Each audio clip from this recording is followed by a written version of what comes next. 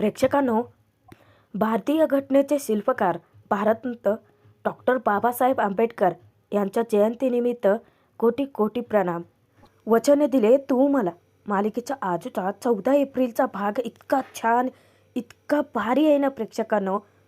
म्हणजे जेव्हा ऊर्जाला कळतं की शौर्य शेवटच्या घटका मोजतोय, अख्खं जागीरदार कुटुंब बाहेर थांबलं असतानाच ऊर्जा डॉक्टरांना विनंती करून डायरेक्ट शौर्याची भेट घ्यायला जाते आणि चक्क डॉक्टर म्हणाले तसं मिरॅकल घडतो.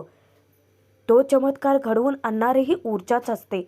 ऊर्जाचा आवाज कानावर काय पडतो, शौर्य कोमातून डायरेक्ट बाहेर आलाय. पण हॉस्पिटलमध्येच आता थोडासा धिंगाणा होतो कारण विजया ऊर्जावरती इतकी भडकते, तुझ्या शौर्याशी काहीही संबंध नाही आहे म्हणत ऊर्जाला ती आता हॉस्पिटलमधून हकलणार असते. पण इतक्यात डॉक्टर येतात आणि खरं तर ऊर्जाचं प्रचंड कौतुक करतात. आता ऊर्जामुळेच शौर्याचा जीव वाचलाय हे सत्य शेवटी हर्षवर्धनला मान्य करावंच लागतं. आणि डॉक्टरांनी दिलेल्या धक्कादायक सल्ल्यातून आता हर्षवर्धनला बहुतेक ऊर्जा आणि शौर्याचं नातंही मान्य करावं लागणार आहे, कारण तशी वेळच आली आहे. पण दुसराही धक्कादायक ट्विस्ट आहे, कारण हर्षवर्धन स्वतः आता आमदार आणि विक्रांतची ठासणार आहे. कारण शौर्याचा जीव त्यांच्यामुळे धोक्यात गेला होता. जेव्हा अर्पिता शौर्याशी भेटते आणि त्या दोघांचं लग्न ठरल्याचं ऊर्जाला कळतं, तेव्हा मात्र ऊर्जा फार कोलमडून गेली. मग आता ऊर्जाचा नक्की काय निर्णय असेल? आणि डॉक्टरांनी असा कोणता धक्कादायक सल्ला दिलाय की हर्षवर्धनला शौर्य ऊर्जाचं नातं मान्यच करावं लागणार आहे? पण अर्पिताने मध्येच घोडा घातलाय. शौर्याशी हॉस्पिटलमध्ये भेटून ती लग्नाचं सगळं काही बोलली. मग आता ऊर्जा नक्की काय पाऊल उचलणार आहे पुढे? बघूयात. त्यासाठी आजचा भाग शेवटपर्यंत जरूर बघा आणि कसा वाटतोय ते कमेंट करून कळवा. ऊर्जाला हॉस्पिटलमधून फोन आलेला असतो आणि ती धक्क्याने विचारते की काय झालं, शौर्य शुद्धीवरती आला का, बरा आहे का तो? तिला जेव्हा पलीकडून शौर्याबद्दलची वाईट बातमी कळते ना, त्या क्षणी स्वतः बाण हरपून ऊर्जा धावत सुटते. आता तिच्यासाठी फक्त तिचा शौर्य महत्त्वाचा असतो. तिला आता बाकीच्यांचा सगळ्यांचा विसर पडतो की हॉस्पिटलमध्ये संपूर्ण जहागीरदार कुटुंब असतं. पाठीमागून पूर्वा जीवाच्या आकांताने ओरडते. ऊर्जाला थांबवण्याचा पुरेपूर प्रयत्न करते, पण ऊर्जा तशीच धावत सुटते आणि येऊन पोहोचते ती डायरेक्ट हॉस्पिटलमध्ये. ऊर्जा शौर्यासाठी इतकी रडत असते ते पाहून सर्वजण हवालदिल होतात. ऊर्जाकडे पाहतच राहतात. इतक्यात डॉक्टर भागवत जेव्हा बाहेर येतात तेव्हा ते घरातल्यांना सांगतात की शौर्याची तब्येत ठीक आहे, आता तो स्टेबल आहे. ऊर्जा रिक्वेस्ट करते की डॉक्टर डॉक्टर प्लीज मला शौर्याला भेटू देत. तेव्हा डॉक्टर सुरुवातीला नकार देतात. विजया रडत विचारते की पण डॉक्टर, तो कोमातून बाहेर कसा पडेल? त्याला कोमातून बाहेर काढण्यासाठी आपण काहीच करू शकत नाही का? तेव्हा डॉक्टर सांगतात की आता एखादं मिरॅकलच काहीतरी करू शकतं. ऊर्जा पुन्हा रिक्वेस्ट करते की डॉक्टर प्लीज प्लीज मला शौर्याला भेटू देत. जागीरदार अवाक होऊन तिच्याकडे पाहतच असतात की ऊर्जाचा जीव शौर्यासाठी का तुटतोय, काय इतकी तिच्या मनाची घालमेल होते. शेवटी आजी ऊर्जाच्या बाजूने रिक्वेस्ट करते की डॉक्टर, तुम्ही म्हणालात ना की एखादं मिरॅकलच आता शौर्याला कोमातून बाहेर काढू शकतं, मग जाऊ देत तिला आतमध्ये. आता स्वतः कुमुदिनी मॅडमनी रिक्वेस्ट केली आहे म्हटल्यानंतर डॉक्टर भागवत तरी पुढे काय बोलणार? तेव्हा विजया तिची वाट अडवते. ऊर्जाला वचकते की तुला कळत नाही का, तिथे सांगितलंय ना फक्त आई वडिलांना जाण्याची परवानगी आहे. तेव्हा आजी सांगते की विजया जाऊ देत तिला. ऊर्जा पटकन ICUमध्ये शिरते. विजया इतकी चिडते, आजीसमोर उभी राहून ती विचारते की मला बोलायचं आहे जरा तुमच्याशी. म्हणजे हे सगळं काय चाललंय? त्या ऊर्जाचा काय संबंध आहे शौर्याशी? त्यांना काहीच उमगत नसतं, हे कोडच सुटत नाही. तेव्हा आजीही म्हणते की मलाही बोलायचं आहे तुम्हा सगळ्यांची, पण ती वेळ नाही आहे आता. आधी शौर्याला थोडंसं बरं वाटू देत, त्यानंतर मी तुम्हाला सगळं काही सांगेन. इकडे मानेला इन्स्पेक्टर हुलबुतेचा फोन आलेला असतो. तो रिपोर्टची वाट पाहत असतानाच एक हवालदार रिपोर्ट घेऊन येतो. माने तो रिपोर्ट वाचतो आणि हुलबुटेला सांगतो की सर, आपल्याला क्राईम सीनवरती .22च्या बुलेट सेल्स मिळाल्या होत्या आणि शौर्य जहागीरदारच्या शरीरातून काढलेली गोळी, या दोन्हीही गोळ्या एकसारख्याच आहेत, मॅच होत आहेत सर. तो धक्क्याने विचारतो की काय, हॉस्पिटलमध्ये? सर प्लीज, हॉस्पिटलमध्ये ना जाणंच अशक्य आहे, कारण हर्षवर्धन जहागीरदार काही ऐकूनच घ्यायला तयार नाही आहेत. शेवटी माने वैतागतो आणि फोन ठेवतो. आता तो हवालदार हसत विचारतो की काय झालं, शेवटी टाकली ना तुमच्या गळ्यात इन्क्वायरी? माने म्हणतो की हो ना इन्स्पेक्टर हुलबुटे, त्यांना ना जायचंच नाही आहे त्या ठिकाणी. त्यांना असं वाटतं की हर्षवर्धन जहागीरदार किंवा आमदार शिर्के त्यांना फितवू शकतो, म्हणून त्यांना त्या विषयात बोलायचंच नाही आहे. तो त्या हवालदाराकडे चौकशी करतो. त्या स्केच काढलं होतं ना, त्या स्केचचं काय झालं? तेव्हा हवालदार सांगतो की सगळी ठिकाणी ते स्केच पाठवलं आहे, आपला तपास चालू आहे साहेब. तेव्हा माने म्हणतो की चला, मला जावं लागेल हॉस्पिटलमध्ये, शौर्य जहागीरदारचं स्टेटमेंट घ्यायचं आहे ना, पण बघावं लागेल आधी तो शुद्धीवरती आला आहे की नाही ते. आता तो हवालदार परत विचारतो की साहेब, अहो तो जहागीरदार शुद्धीवरती आला तर स्टेटमेंट घ्या ना. आता मानेला हर्षवर्धनची भीती असते हं. म्हणून तो त्या हवालदाराला सांगतो की आपला एक हवालदार आहे ना, तो तिथे कामाला लावा. जसं शौर्य जहागीरदार शुद्धीवरती येईल, त्याला कोणी भेटायच्या आत आपलं स्टेटमेंट रेकॉर्ड झालं पाहिजे. इकडे पूर्वाची इतकी घालमेल होत असते, सतत ही एरझाऱ्या घालत असते, ऊर्जाची वाट बघते. ऊर्जा वेड्यासारखी कालपासून हॉस्पिटलच्या अपडेटची वाट बघत होती. काय झालं असेल नक्की? अचानक ऊर्जाला फोन आला आणि ती धावत निघून गेले. कशाचीही तमा न बाळगता निघून गेले. याचा अर्थ फक्त एकच निघतो की ऊर्जाचं शौर्यावरती खूप प्रेम आहे, पण या नात्याने तिला फक्त त्रासच होणार आहे. ऊर्जाला समजून घेतलं तरी त्रास आहे आणि ऊर्जाने नाही ऐकलं तरीही तिला त्रासच आहे. काय करू मग मी? यात मात्र एक गोष्ट प्रकर्षाने वाटते की त्या मुलाला काही होता कामा नये. कितीही झालं तरी शौर्यने ऊर्जाचा जीव वाचवलाय. गणपती बाप्पासमोर हात जोडून पूर्वा शौर्यासाठी प्रार्थना करते. आता पूर्वाची प्रार्थना मात्र फळाला येणार आहे प्रेक्षकांनो, कारण इकडे ICUमधला सीन दाखवायला सुरुवात झाली. ऊर्जा येऊन शौर्य शेजारी बसते. त्याच्या छातीला लागलेली गोळी, ती जखम, त्याच्यावरून ऊर्जा हात फिरवते आणि तिला तो प्रसंग आठवतो की त्या शूटरने ऊर्जावरती बंदूक ताणून धरली होती, पण शौर्य धावत मध्ये आला आणि ती गोळी स्वतःवरती झेलली. ऊर्जाच्या काळजात अचानक जर्र होतं. तिला तो प्रसंग आठवतो की शौर्य जीव तोडून सांगत होता की त्याचं प्रेम खरं आहे. तेव्हाही ऊर्जाने त्याला समजून नाही घेतलं. हॉस्पिटलमधला नंतरचा तो प्रसंग आठवतो की आजीने सुद्धा शौर्यबद्दल तेच सांगितलं की शौर्य हर्षवर्धनचा जरी मुलगा असला तरी तो वेगळा आहे त्याच्यापेक्षा, तो खरा आहे. आता मात्र शौर्याची अवस्था बघून ऊर्जाचं काळीच पिळवटून निघतं. त्याच सेकंदाला शौर्याला ती बोलते की शौर्य, अरे उठ ना रे, तू मला आयुष्यभर सोबत राहण्याचं वचन दिलं होतंच ना, मग असं मध्येच सोडून नाही जायचं.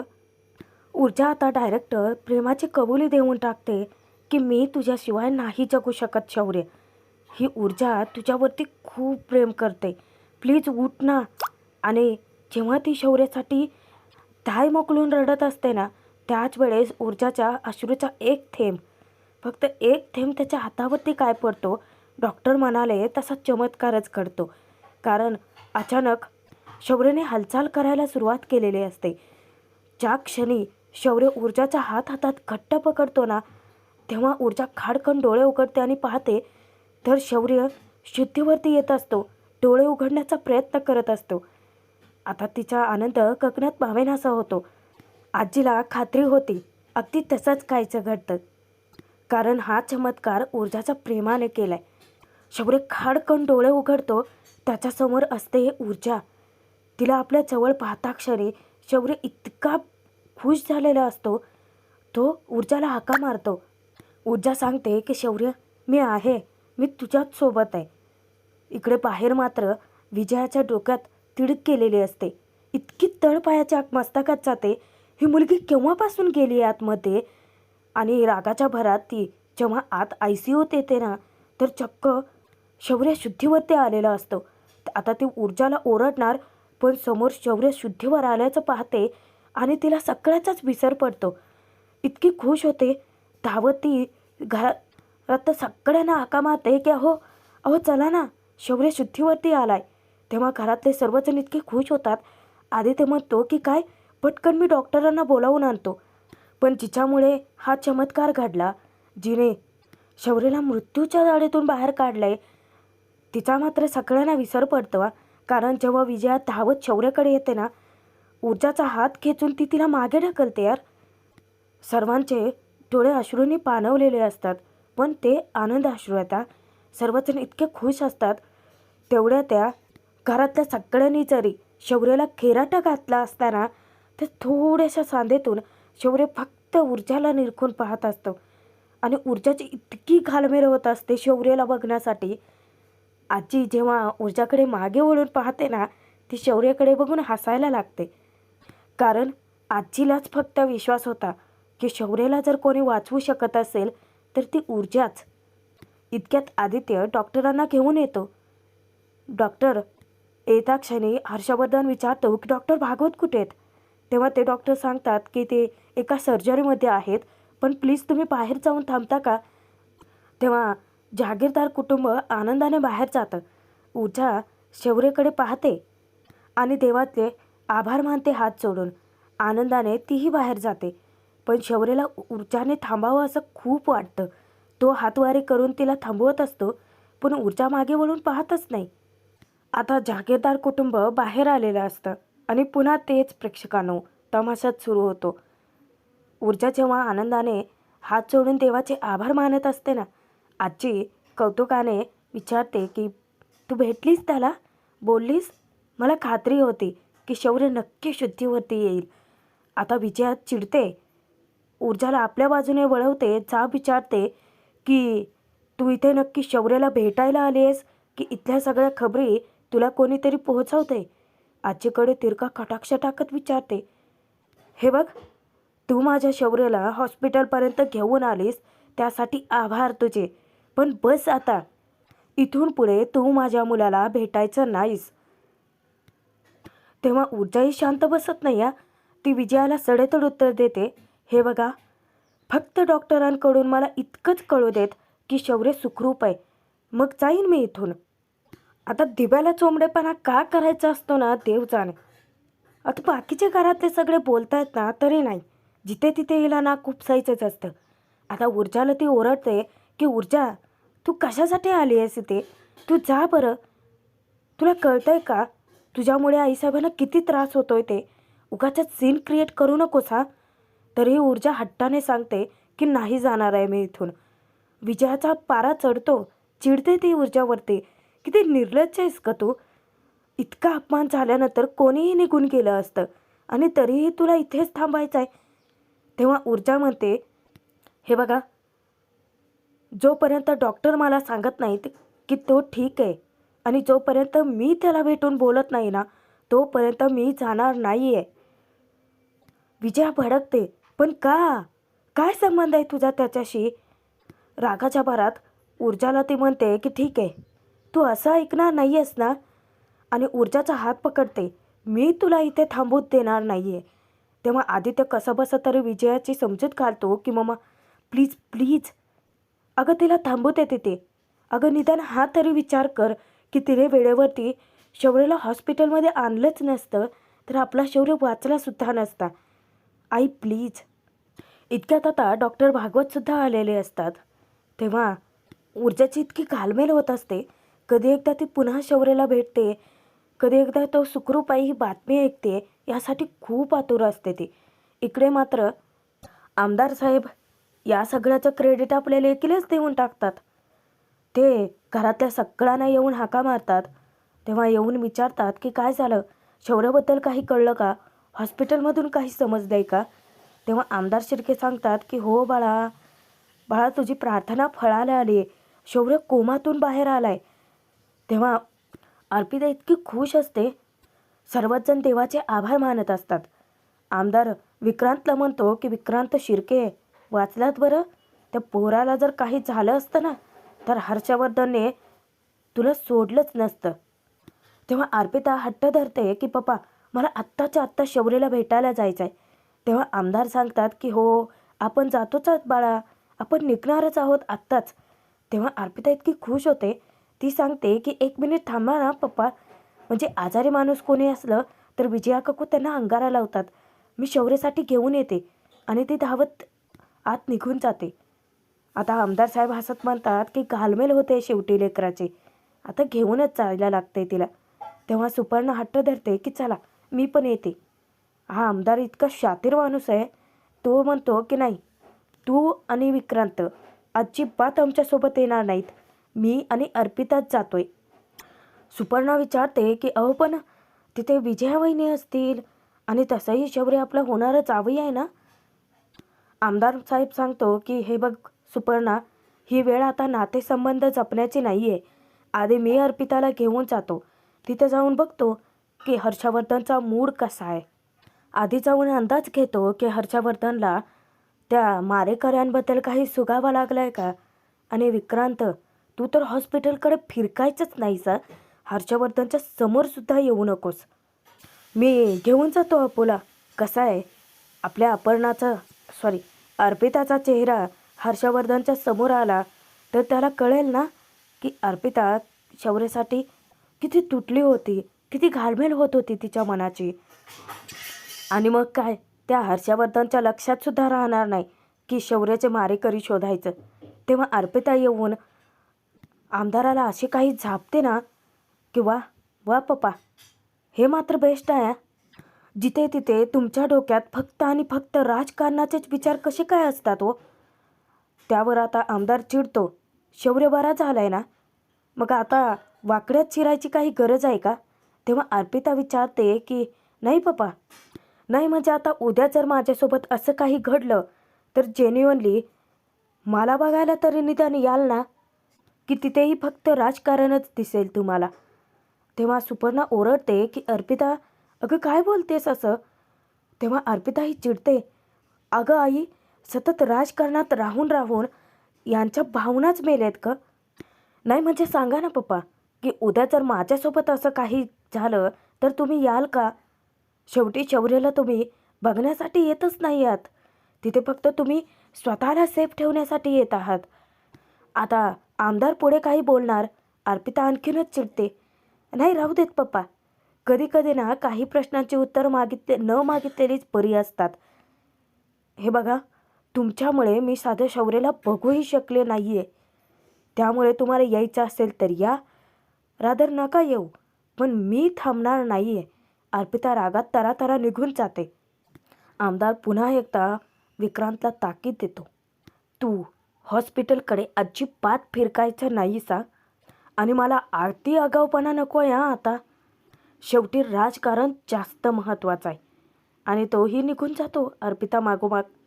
इकडे हॉस्पिटलमध्ये जेव्हा ICUमधून डॉक्टर बाहेर येतात, हर्षवर्धन पुढे येऊन विचारतो की डॉक्टर शौर्य कसा आहे, तो बरा आहे ना, सांगा ना. तेव्हा डॉक्टर कौतुकाने सांगतात की हो तो खूप बरा आहे. खरंच हे मिरॅकल आहे. म्हणजे आज एक मी डॉक्टर असूनसुद्धा मी सायन्स बाजूला ठेवून मिरॅकलवरती विश्वास ठेवतोय. खरंच असं काहीतरी आहे ज्याने त्याला सुखरूप बाहेर काढला आहे. तेव्हा सर्वांच्या नजरा वळतात ते ऊर्जावरती आणि आजी सर्वांना तोच इशारा देते की हो डॉक्टर, असं काहीतरी आहे ज्याच्यामुळे शौर्य वाचलाय. आदित्य विचारतो की डॉक्टर शौर्यला पूर्ण बरं करण्यासाठी काय करावं लागेल. तेव्हा डॉक्टर सांगतात की त्याला आनंदी ठेवा.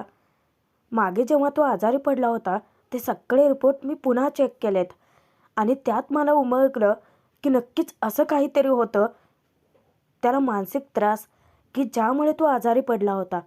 विजया विचारते की पण माझा शौर्य बरा तर होईल ना पूर्वीसारखा व्यवस्थित.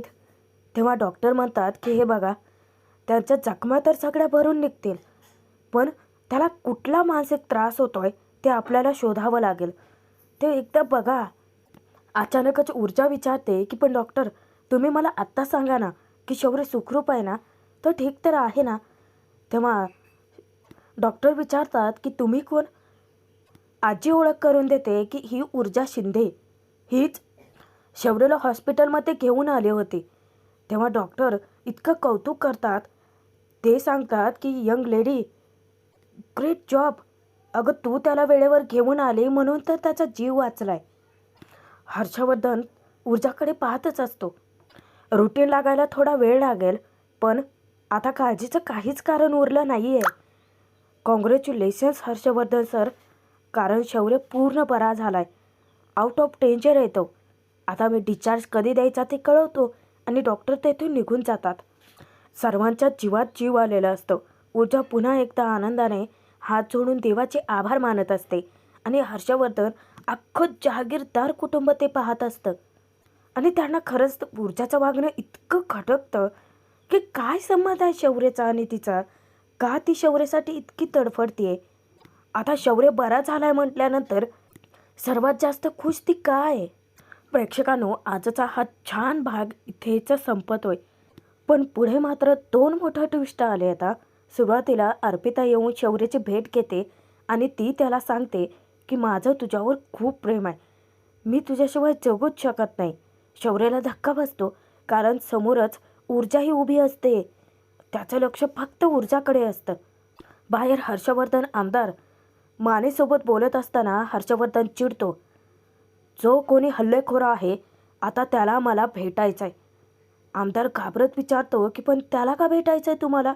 हर्षवर्धन भडकतो, कारण आता ही केस जितकी पोलिसांची आहे त्याच्यापेक्षा जास्त ती माझी पर्सनल केस झाली. म्हणजे आता आमदाराची उलटी गिनती सुरू झाली म्हणावी लागेल.